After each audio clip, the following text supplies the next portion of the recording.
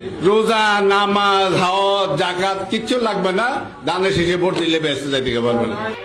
আমি বিশ্বাস করি না।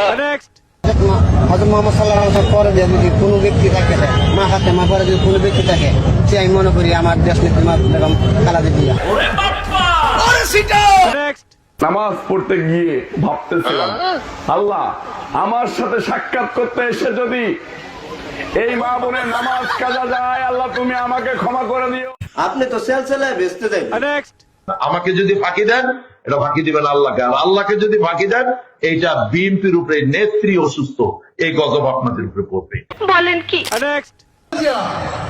যার নাম উচ্চারণ করলে মুখটা পবিত্র হয়ে যায়। বাচ্চা থাকো চিরকাল ছিঁড়ে খাও বেড়ার বাল।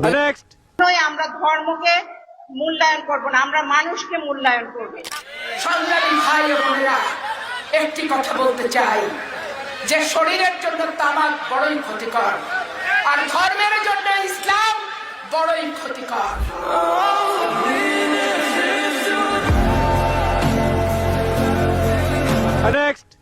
আমরা নামাজ, রোজা, হজ, যাকাত যদি করি, আমরা যদি ইবাদত সঠিকভাবে করতে পারি, তাহলে আমরা পরকালে জান্নাত পাবো।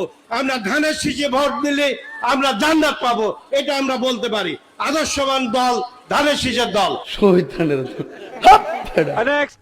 আমরা যদি আমাদের যে অধিকার, আমাদের যে আমানত, যদি আমরা মিন্টু সাহেবকে যদি ভোট না দিই, তাহলে আমরা কি আমরা গুনাহগার হব?